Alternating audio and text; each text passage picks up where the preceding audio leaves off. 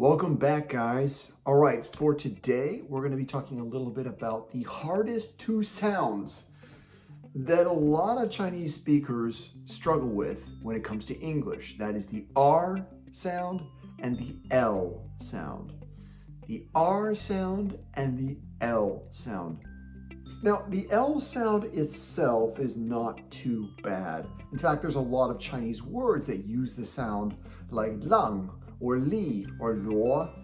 So I actually don't think Chinese people have a trouble there. I think it's more this R sound. Before we start talking about the English R sound, I want to spend a second to talk about the Chinese R sound. If you think about Chinese words like 日子, 让, 绕, there is that soft R sound, 日, 日. Right? It's actually very difficult for a lot of native English speakers to learn to speak Chinese. That R sound is a big difference for us. 日. Now, what I'm doing when I make that Chinese R sound is that my tongue is near the front here behind my front teeth. As a native English speaker, when I want to make the sound 日, what I do is I take my tongue and I move it to the front. It's right up there, right behind my front teeth. 日, 日. So it's all happening up here at the front. And this might be a challenge for you because most of the English R sound happens at the back. So the challenge for you is controlling your tongue so that you can move it to the back to get that sound, right? That sound. What's happening is that I'm taking my tongue and I'm moving it backwards so it's actually near the back of my mouth. It's not touching my throat, it's not hitting the back of the wall, but it's near the back of my mouth. If you want to make a silly sound like that, please go ahead. No judgment. Okay, so I move my tongue to the front. 日, 日, 日子, 日子, 日. Now my tongue is more down here. Roll, roll. It's not roll. That would sound a little bit more like the Chinese R sound. It's roll, roll. So the R is coming here deeply in the back of your throat. Let's try a few examples. Let's start off real simple. A simple word, red, red, red. All right. Again, think about the back of your throat rather than the front. Now, one of the tricks in English is that the R and the L sound are kind of opposite. The R is at the back of the throat, and then the L is at the front. La, la, la, la, la, la, la. Right? So the trick with the R and L is that you're forcing the speaker to go from the back to the front, and the back and the front. That is the trick. That is what makes it so challenging. Red, red, red. Can you try? Let's do another one. It's a little bit harder.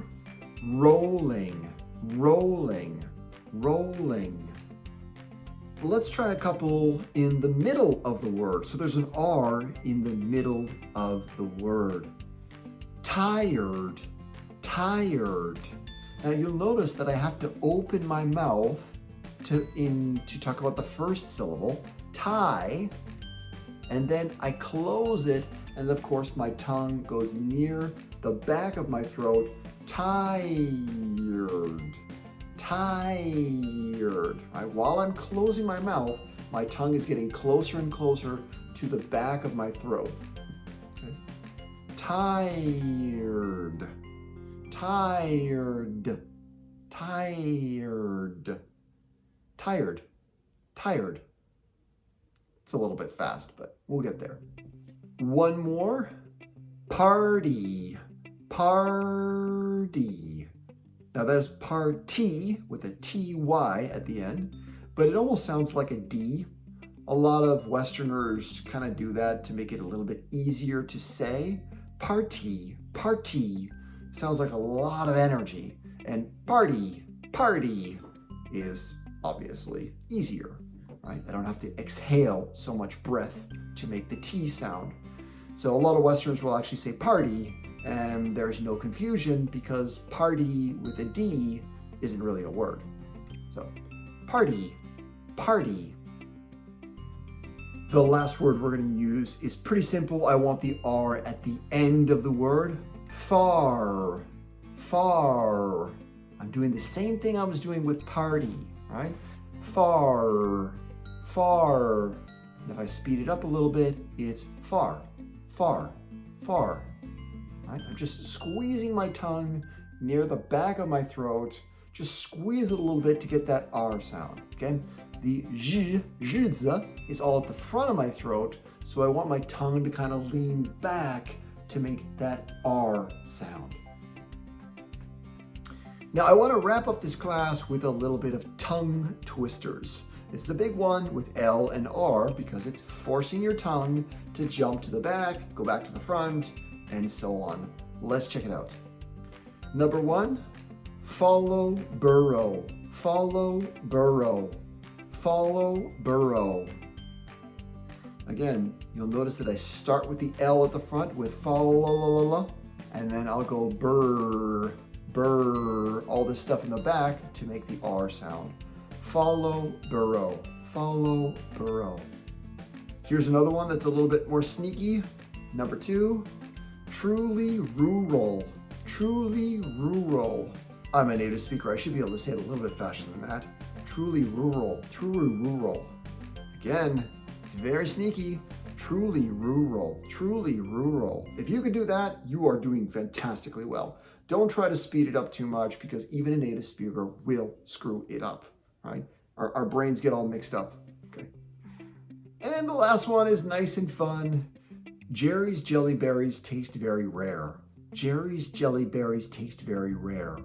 Jerry's jelly berries taste very rare.